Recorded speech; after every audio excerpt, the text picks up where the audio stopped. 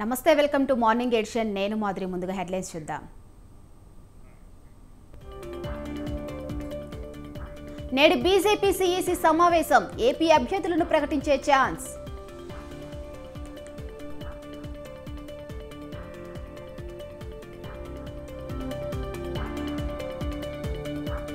విజయవాడలో టీడీపీ అభ్యర్థులకు work shop ఎన్నికలకు అనుసరించవలసిన వ్యూహాలపై దిశానిర్దేశం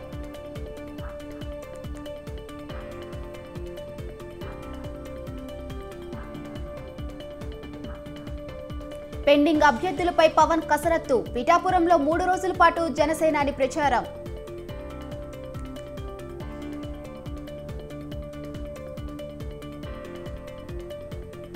నేడు కాంగ్రెస్ లోకి గద్వాల్ విజయలక్ష్మి సీఎం రేవంత్ రెడ్డి సమక్షంలో చేరనున్న మేయర్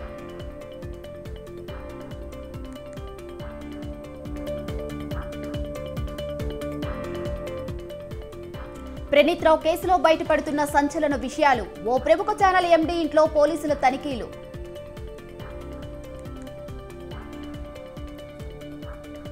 నేటితో ముగియనున్న కవిత కస్టడీ రౌస్ అవెన్యూ కోర్టులో హాజరుపరచనున్న ఈడీ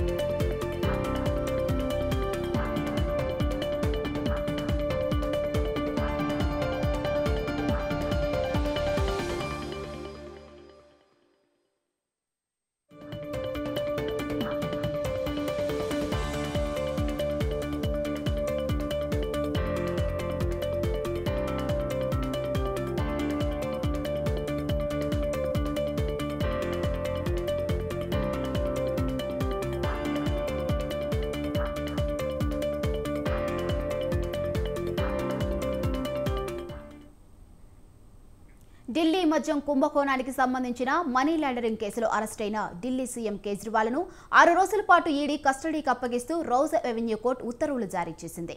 కేజ్రీవాల్ను ఈ నెల 28వ తేదీన మధ్యాహ్నం 2 గంటలకు మళ్లీ కోర్టులో ప్రవేశపెట్టాలని ఈడీని ప్రత్యేక జడ్జి కావేరి బవేజా ఆదేశించారు. మద్యం కుంభకోణంలో విచారణ కోసం కేజ్రీవాల్ను 10 రోజుల పాటు తమ కస్టడీకి ఇవ్వాలని ఈడీ విజ్ఞప్తి చేయగా న్యాయస్థానం కేవలం 6 రోజుల పాటు కస్టడీకి అనుమతించింది. కేజ్రీవాల్ను ఈడీ అధికారులు ఈ నెల 21న రాత్రి కేజ్రీవాల్ను అరెస్ట్ చేశారు. ఆయన నిన్న మధ్యాహ్నం 2 గంటల సమయంలో పటిష్టమైన భద్రత మధ్య ఢిల్లీ కోర్టులో ప్రవేశపెట్టారు. ఈడీ తరపున అదనపు సొలిసిటర్ జనరల్ ఎస్వి రాజు వాదనలు వినిపించారు.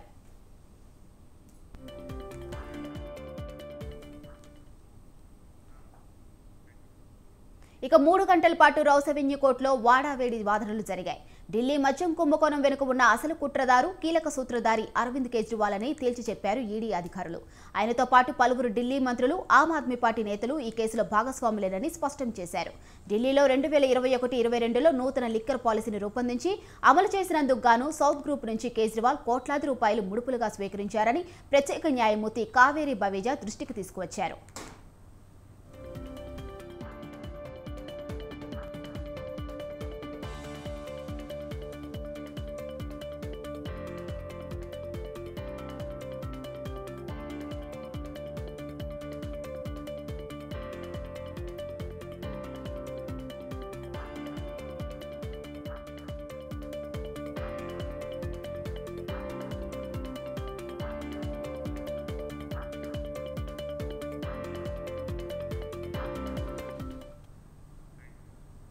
ఇక సౌత్ గ్రూపుకు చెందిన కొందరు నిందితుల నుంచి 100 కోట్ల మేర వసూలు చేశారని కోర్టుకు చెప్పారు.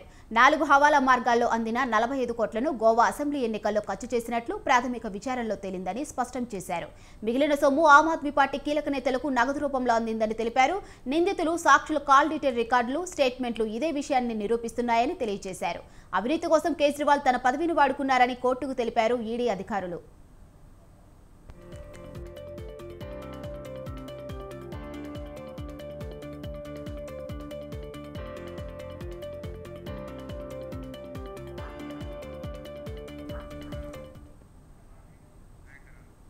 ఇక లిక్కర్ స్కామ్ లో కేజ్రీవాల్ ని ప్రశ్నించి మరింత సమాచారం రాబట్టాల్సి ఉందని, అందుకే ఆయనను 10 రోజుల పాటు ఈడీ కస్టడీకి అప్పగించాలని న్యాయస్థానానికి ఎస్పీ రాజు విజ్ఞప్తి చేశారు.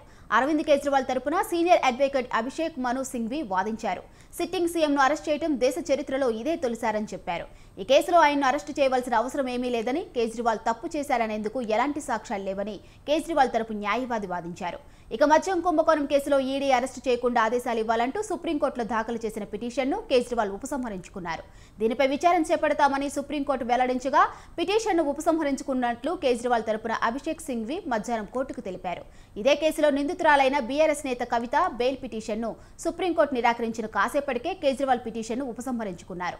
ట్రయల్ కోర్టులో విచారణ తర్వాత మళ్లీ సుప్రీంకోర్టును ఆశ్రయిస్తామని సింఘ్వి చెప్పారు. अब इनसे कुछ कहना है, कुछ संदेश सर?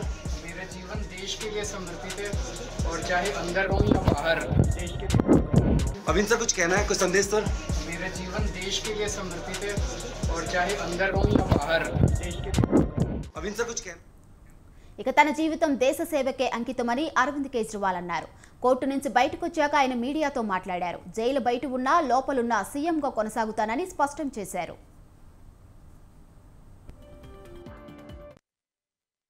मेरा जीवन देश के लिए समर्पित है और चाहे अंदर हो या बाहर देश के। अब इनसे कुछ कहना है, कुछ संदेश सर? मेरा जीवन देश के लिए समर्पित है और चाहे अंदर हो या बाहर देश के। अब इनसे कुछ कहना है, कुछ संदेश सर? मेरा जीवन देश के लिए समर्पित है और चाहे अंदर हो या बाहर।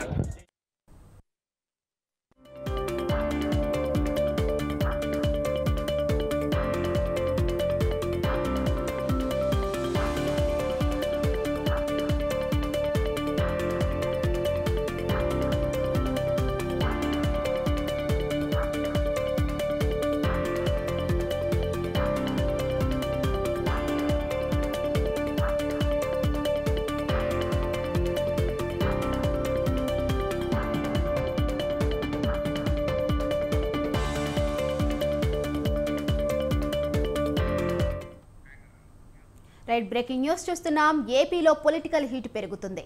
ఎన్నికలు సమీపిస్తున్న వేళ రాజకీయ పార్టీలు అభ్యర్థులను ప్రకటిస్తున్నారు. ఈ విషయంలో వైసీపీ ముందంజలో ఉంది. ఇప్పటికే అన్ని స్థానాలకు అభ్యర్థులను ప్రకటించింది. ప్రతిపక్ష కూటమి టీడీపీ జనసేన అభ్యర్థులను విడతల వారీగా ప్రకటిస్తుంది. ఇక పిఠాపురం నుంచి బరిలోకి దిగనున్న జనసేన అధినేత పవన్ కళ్యాణ్ ప్రచారంపై దృష్టి పెట్టారు. పిఠాపురంలో ఎన్నికల ప్రచారానికి సిద్ధమవుతున్నారు.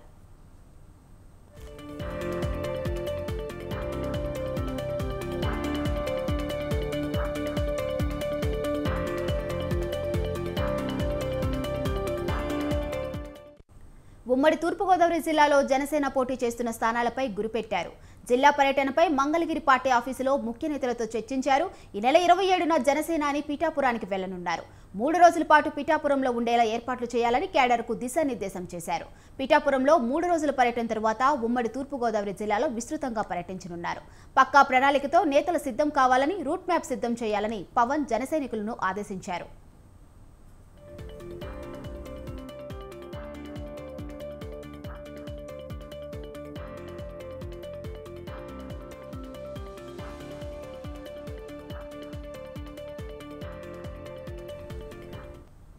ఇక ఏపీలో పొలిటికల్ హీట్ పెరుగుతుంది. ఎన్నికలు సమీపిస్తున్న వేళ రాజకీయ పార్టీలు అభ్యర్థులను ప్రకటిస్తున్నారు.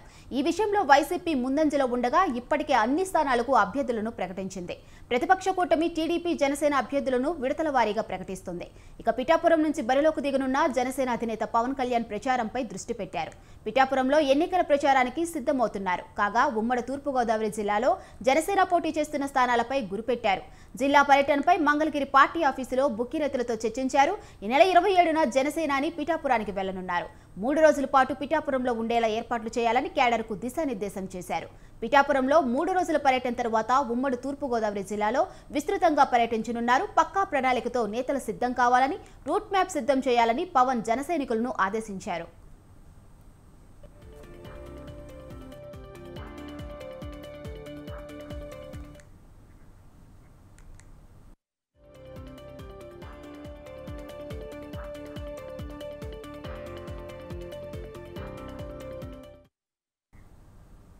ఎన్నికల వేళ పిఠాపురం వైఎస్ఆర్ కాంగ్రెస్ పార్టీలో విభేదాలు బగ్గుమంటున్నాయి.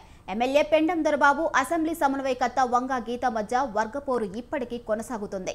వచ్చే ఎన్నికల్లో జనసేన అధినేత పవన్ కళ్యాణ్ ఓడించేందుకు పార్టీ శ్రేణులను ఏకతాటిపై తెచ్చేందుకు సీఎం జగన్ పనిచేస్తుంటే పార్టీలోని వర్గ విభేదాలు వైసీపీ అధిష్టానానికి తలనొప్పిగా మారాయి. ఎన్నికల్లో నియోజకవర్గ నేతలందరూ కలిసి పనిచేయాలని సీఎం జగన్ చెబుతున్నా నాయకులు మాత్రం పెడచెవిన పెడుతున్నారు. నియోజకవర్గంలో MLA Dorababu versus YCP MLA అభ్యర్థి వంగా గీత అన్నట్లుగా రాజకీయం సాగుతుంది.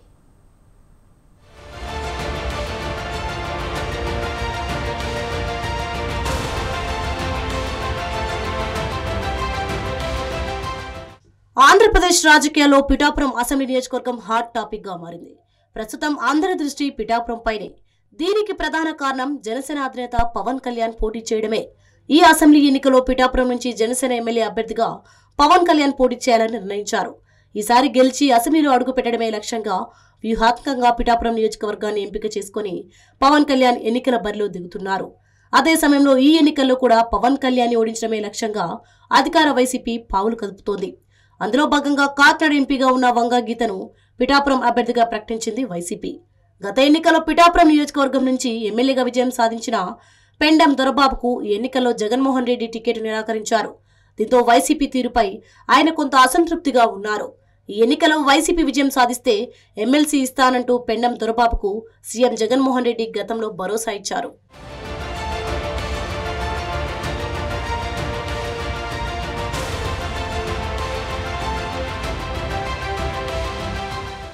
పిఠాపురం నియోజకవర్గంలో వైసీపీ ఎమ్మెల్యే అభ్యర్థి వంగా గీత, ఎమ్మెల్యే పెండం దొరబాబు ఇప్పటికీ ఎడముఖం పెడముఖంగానే ఉన్నారు.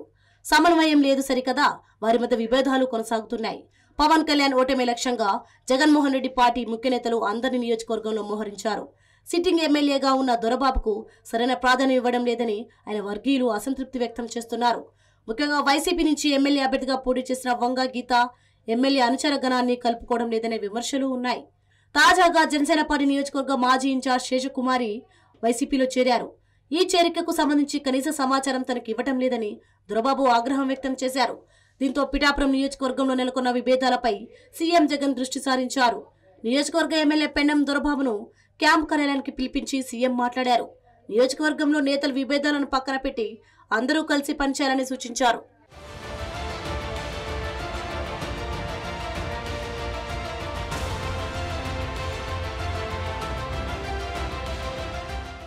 అదే సమయంలో వైసీపీ పిఠాపురం అభ్యర్థి వంగా గీత వ్యవహార శైలిపైన పెండం దొరబాబు సీఎంకు ఫిర్యాదు చేసినట్లు ఆ పార్టీ వర్గాలు చెబుతున్నాయి.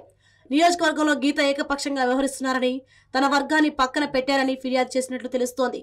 ఇప్పటివరకు జరిగిన విషయాలను మర్చిపోయి కలిసికట్టుగా పనిచేసి పార్టీని గెలిపించాలని ఎమ్మెల్యే దొరబాబుకు సూచించారు సీఎం జగన్.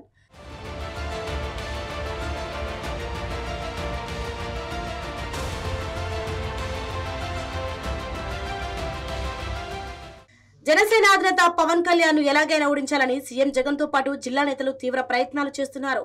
నియోజకవర్గంలో ఎమ్మెల్యే పోటీ చేసే అభ్యర్థుల మధ్య సమన్వయం లేకపోవడం పార్టీకి ఇబ్బందిగా మారింది. సీఎం జగన్ ఇద్దరి మధ్య సయోధ్య కుదిర్చేందుకు ప్రయత్నాలు చేస్తున్నా అవి ఎంతవరకు ఫలిస్తాయనేది ప్రశ్నార్థకం. మరోవైపు వచ్చే ఎన్నికలో ప్రతి ఇంటికి అధికార పార్టీ ₹1,00,000 ఇచ్చినా తానే గెలిచి తీరుతానంటున్నారు పవన్ కళ్యాణ్. టీడీపీ జనసేన కూటమిలో టికెట్ ఆశించి భంగపడిన టీడీపీ నేతలు కూడా వచ్చే ఎన్నికల్లో పవన్ కళ్యాణ్ కు మద్దతు ఇవ్వాలని తాజాగా నిర్ణయించారు. ఒకవైపు పవన్ కళ్యాణ్ అందరి మద్దతు పొందుతుంటే పిఠాపురం వైసీపీలోని విభేదాలు రచ్చకెక్కడం ఆ పార్టీ గెలుపుపై ప్రభావం చూపే అవకాశం ఉందని వైసీపీ వర్గాలే చెబుతున్నాయి.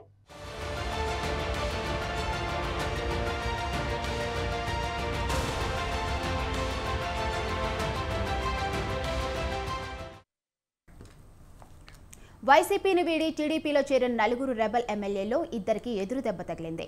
జగన్ను కాదని టీడీపీకి వెళ్లిన ఎమ్మెల్యేలకు చంద్రబాబు గట్టి షాక్ ఇచ్చారు. వైసీపీని వీడి టీడీపీలో చేరిన నలుగురు ఎమ్మెల్యేలో కేవలం ఇద్దరికి మాత్రమే టికెట్ కేటాయించారు. జగన్తో విభేదించి ఆనం నారాయణ రెడ్డి, కోటంరెడ్డి శ్రీధర్ రెడ్డి, మేకపాటి చంద్రశేఖర్ రెడ్డి, ఉండవల్లి శ్రీదేవి ఈ నలుగురు వైసీపీ ఎమ్మెల్యేలు ఎమ్మెల్సీ ఎన్నికల్లో టీడీపీకి మద్దతుగా నిలిచారు. త్వరలో జరగబోయే అసెంబ్లీ ఎన్నికల్లో టీడీపీ దక్కుతుందని ఆశించిన వారికి చంద్రబాబు మొండి చేయి చూపించారు.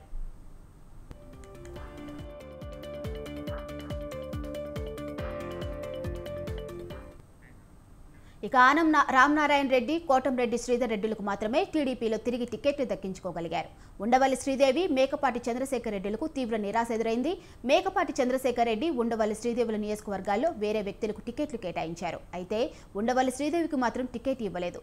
బాపట్ల ఎంపీ సీటుపై ఎన్నో ఆశలు పెట్టుకున్న శ్రీదేవికి చివరికి నిరాశ మిగిలింది.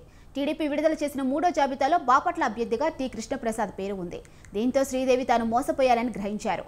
తనకు టికెట్ దక్కకపోవడంపై ఉండవల్లి శ్రీదేవి తాజాగా సోషల్ మీడియాలో పెట్టిన ఓ పోస్ట్ ఇప్పుడు హాట్ టాపిక్ గా మారింది.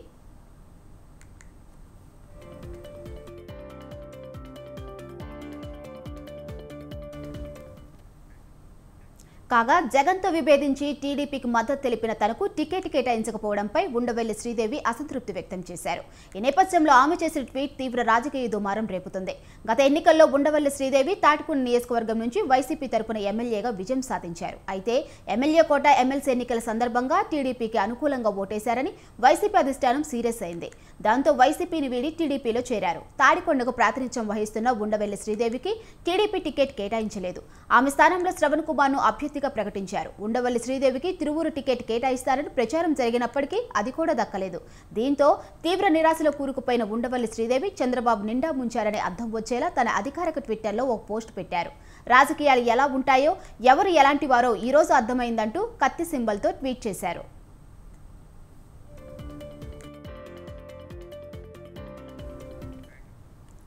టికెట్ దక్కకపోవడంతో ఉండవల్లి శ్రీదేవి తన అసంతృప్తిని ఈ విధంగా బయటపెట్టారని తెలుస్తుంది. తీవ్ర నిరాశలో కూరుకుపోయిన ఉండవల్లి శ్రీదేవి చంద్రబాబు నిండా ముంచారని, జగన్ను కాదని బయటకు వచ్చి తప్పు చేశామంటూ తన అనుచరుల వద్ద శ్రీదేవి ఆవేదన వ్యక్తం చేసినట్టుగా తెలుస్తుంది. దీంతో ఆమె మళ్లీ వైసీపీలోకి వెళ్లే అవకాశం ఉందనే ప్రచారం జరుగుతుంది. ఇక ఎమ్మెల్యే కోట, ఎమ్మెల్సీ ఎన్నికల్లో టీడీపీ అభ్యర్థికి ఉండవల్లి శ్రీదేవి ఓటు వేశారనే కారణంతో వైసీపీ బహిష్కరణ వేటు వేసింది. దీంతో ఆమె చంద్రబాబుతో టచ్లోకి వెళ్లారు. ఎన్నికల్లో అవకాశం కల్పిస్తానని శ్రీదేవికి చంద్రబాబు హామీ ఇచ్చారు. తాడికొండ, తిరువూరు అసెంబ్లీ రిజర్వ్డ్ స్థానాల్లో లేదా బాపట్ల ఎంపీ స్థానం నుంచి అవకాశం కల్పించాలని చంద్రబాబు వద్ద ఆమె ప్రతిపాదన పెట్టారు. అయితే ప్రస్తుతం మారిన రాజకీయ పరిణామాల నేపథ్యంలో శ్రీదేవికి టికెట్ ఇవ్వలేదు. దీంతో చంద్రబాబు తనను నమ్మించి వెన్నుపోటు పొడిచారని శ్రీదేవి ఆవేదన చెందుతున్నారు. రాజకీయాలు ఎలా ఉంటాయో, ఎవరు ఎలాంటి వారు అర్థమైందనే కామెంట్స్ చంద్రబాబును ఉద్దేశించి చేసినవి అని రాజకీయ వర్గాల్లో ప్రచారం జరుగుతుంది.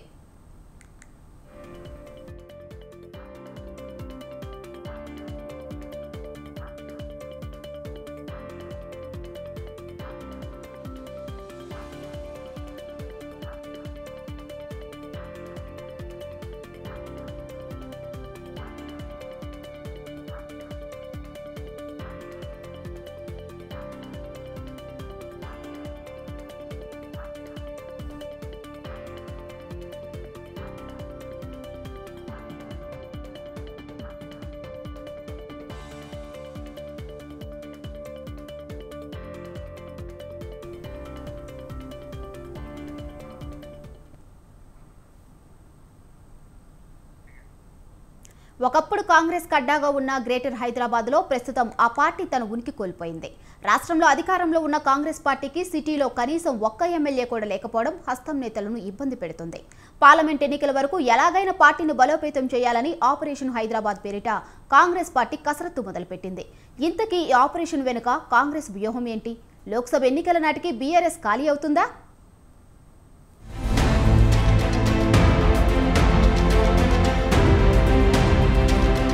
తెలంగాణలో అధికార కాంగ్రెస్ పార్టీ ఆపరేషన్ ఆకర్ష్ భాగంగా గ్రేటర్ పై కన్నేసింది.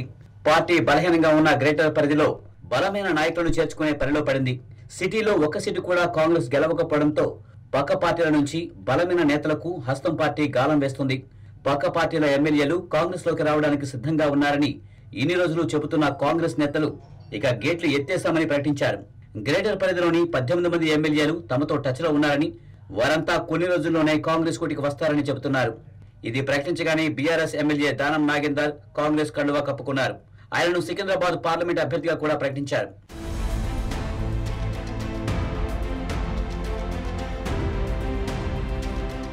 హైదరాబాద్ పరిధిలోని 3 ఎంపీ సీట్లను ఎట్టి పరిస్థితుల్లోనూ గెలవాలని కాంగ్రెస్ గట్టి ప్రయత్నాలు చేస్తుంది.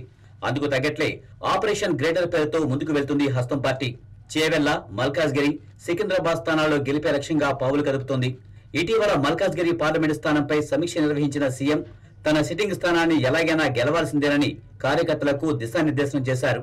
మరోవైపు ఈ 3 సీట్లలోనూ బీఆర్ఎస్ నుంచి చేరే వారికే టికెట్లు కేటాయించారు. ఆర్థిక బలంతో పాటు ప్రజాబలం ఉన్న వారిని పార్టీలో చేర్చుకుని 3 ఎంపీలను కాంగ్రెస్ ఖాతాలో వేసుకోవాలని కాంగ్రెస్ చూస్తుంది. ఇందులో భాగంగా గ్రేటర్ పరిధిలోని ఎమ్మెల్యేలతోనూ మంత్రాలు జరుపుతున్నారు కాంగ్రెస్ నేతలు.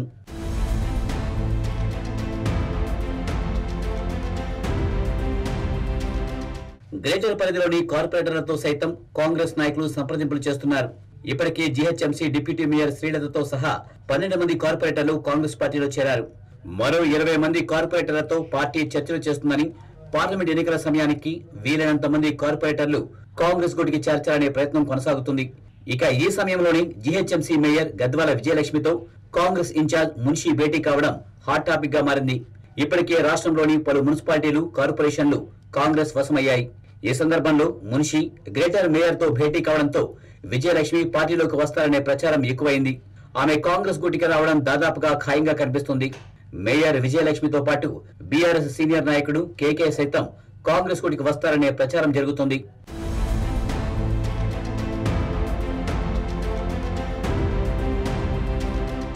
మొత్తానికి గ్రేటర్ పై పట్టు సాధించడమే లక్ష్యంగా కాంగ్రెస్ అడుగులు వేస్తుంది. గ్రేటర్ పరిధిలో ఉన్న ఎంపీ స్థానాలను కాంగ్రెస్ తన ఖాతాలో వేసుకునేందుకు హస్తం నేతలు పావులు కదుపుతున్నారు. మరి ఈ ప్రయత్నంలో కాంగ్రెస్ ఎంతవరకు సక్సెస్ అవుతుందో చూడాలి.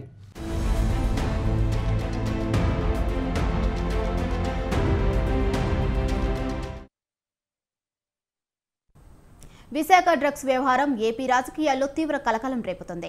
విశాఖ డ్రగ్స్ పై అధికార వైసీపీ, ప్రతిపక్ష టీడీపీ మధ్య మాటల యుద్ధం జరుగుతుంది. విశాఖ డ్రగ్స్ వెనుక అధికార వైసీపీ నేతలు ఉన్నారంటూ ప్రతిపక్షాలు ఆరోపిస్తున్నాయి. ఈ ఆరోపణలకు ధీటుగా కౌంటర్ ఇస్తుంది అధికార వైసీపీ. టీడీపీ విమర్శలపై రాష్ట్ర ఎన్నికల సంఘానికి ఫిర్యాదు చేసింది వైసీపీ. మరోవైపు విశాఖ డ్రగ్స్ వెనుక టీడీపీ, బీజేపీ నేతలు ఉన్నారని అనుమానాలు వ్యక్తం చేస్తుంది వైసీపీ.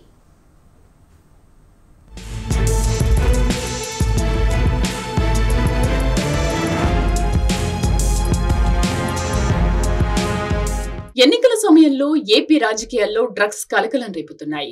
గతంలో ఎన్నడూ లేని విధంగా విశాఖలో భారీ మొత్తంలో డ్రగ్స్ బయటపడ్డాయి. దీనిపై సిబిఐ అధికారులు విచారణ చేపట్టారు.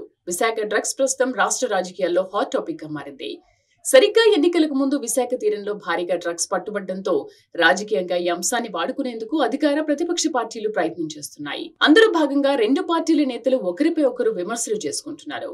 విశాఖ డ్రగ్స్ వెనుక వైసీపీ నేతలు ఉన్నారంటూ టీడీపీ అధినేత చంద్రబాబుతో పాటు ఆయన తనేడు లోకేష్ ఆరోపణలు చేస్తున్నారు. వైసీపీ అధికారంలోకి వచ్చిన తర్వాత ఏపీని డ్రగ్స్ రాజధానిగా మార్చారంటూ చంద్రబాబు ట్విట్టర్ వేదికగా ప్రభుత్వంపై ఆరోపణలు గుప్పించారు.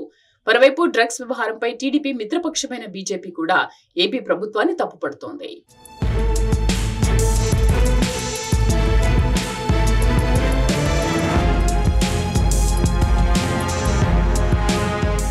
ఏపీని డ్రగ్స్ రాజధానిగా మత్తు పదార్థాలకు అడ్డాగా జగన్ మార్చారని టీడీపీ నేత పట్టాభి ఫైర్ అయ్యారు. భారీగా డ్రగ్స్ తరలించి ఎన్నికల్లో వైసీపీ లబ్ధి పొందాలని చూస్తోందని ఆరోపించారు. పెట్టుబడులకు అడ్డాగా ఉండే విశాఖను జగన్ నాశనం చేశారని మండిపడ్డారు. డ్రగ్స్ పై వైసీపీ నేతల అక్రమాలను ఆధారాలతో సహా ప్రజల ముందు ఉంచుతున్నామని పట్టాభి స్పష్టం చేశారు. ఈ రాష్ట్ర ముఖ్యమంత్రి నేను విశాఖని స్టేట్ క్యాపిటల్ గా మారుస్తానని చెప్పి ఈ రోజు ఏం చేశాడండి? ఒక డ్రగ్ క్యాపిటల్ గా మార్చాడు. నిజంగా సిగ్గుతో తలదించుకోవాలి మనం. ఒక డ్రగ్ క్యాపిటల్ గా మార్చాడు ఇవాళ విశాఖ నగరాన్ని. నిన్ననే మనం చూసాం CBI, central bureau of investigation వాళ్ళు నిర్ఘాంతపోయాం. ఏంటి మన విశాఖ నగరంలో, విశాఖ పోర్ట్ గా ఇన్ని వేల కిలోల మత్తు పదార్థాలు వచ్చింది అని చెప్పి నిజంగా ఒక షాక్ కి గురయ్యాం మనం నిన్న ఈ వార్త తెలియగానే. 1 కాదు 2 కాదు 25,000 కిలోలు. ఇదిగోండి సిబిఐ ఎఫ్ఐఆర్.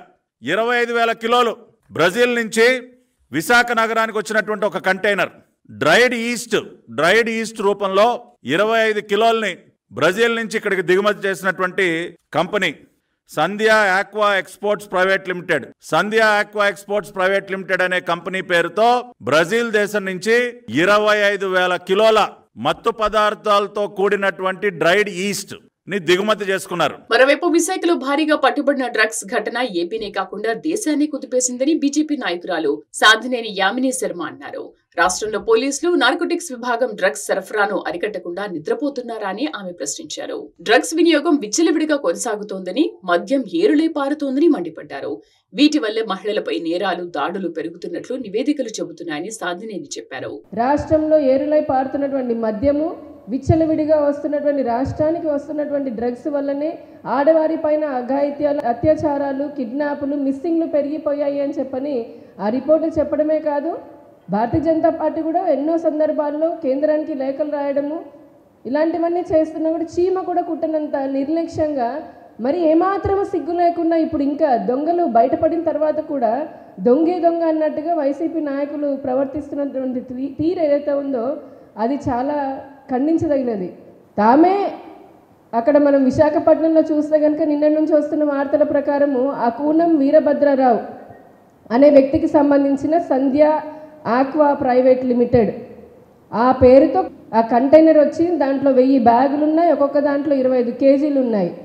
వాటన్నిటిలో ఆ డ్రైడ్ ఈస్ట్ ఏదైతే ఉందో దాంట్లో డ్రగ్స్ ఉన్నాయని సిబిఐ ఒక ఎఫ్ఐఆర్ కూడా పెట్టింది, లెటర్ని కూడా రిలీజ్ చేసింది వాళ్ళ రిపోర్ట్ని.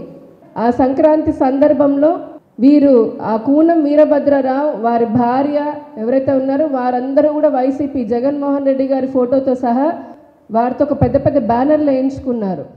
అయితే టీడీపీ ఆరోపణలపై వైసీపీ ఘాటుగా స్పందించింది. విశాఖ డ్రగ్స్ వెనుక చంద్రబాబు, ఏపీ బీజేపీ అధ్యక్షురాలు పురంధేశ్వరి కుటుంబ సభ్యుల ప్రమేయం ఉందంటూ వైసీపీ రాష్ట్ర ప్రధాన కార్యదర్శి సజ్జల రామకృష్ణారెడ్డి ఆరోపించారు. చంద్రబాబు, పురంధేశ్వరిపై విచారణ జరపాలంటూ సిబిఐ, ఇతర కేంద్ర సంస్థలకు ఫిర్యాదు చేస్తామని ఆయన చెప్పారు.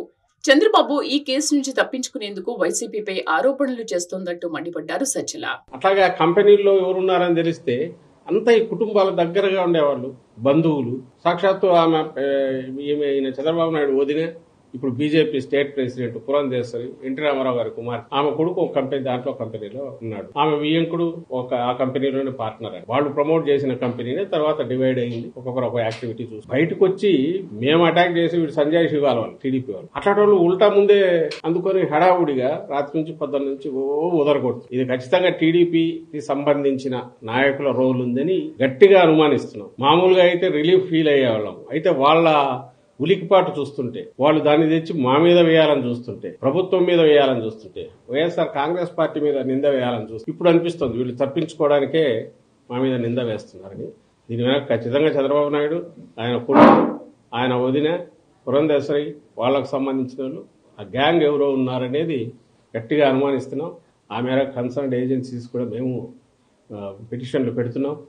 ఐ థింక్ సిబిఐ యాంగిల్లో కూడా చూడాలని మేము భావిస్తున్నాం.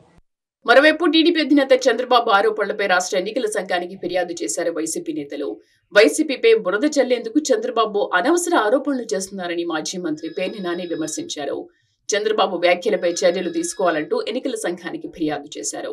ఎవరి వ్యక్తులు ఏంటి, కంటైనర్ ఏంటి అని మీడియా గాని ప్రపంచం గాని అజగనుకోక ముందే ఆయన బయటకు వచ్చి మాట్లాడేస్తాడు, విషం చిమ్ముతాడు.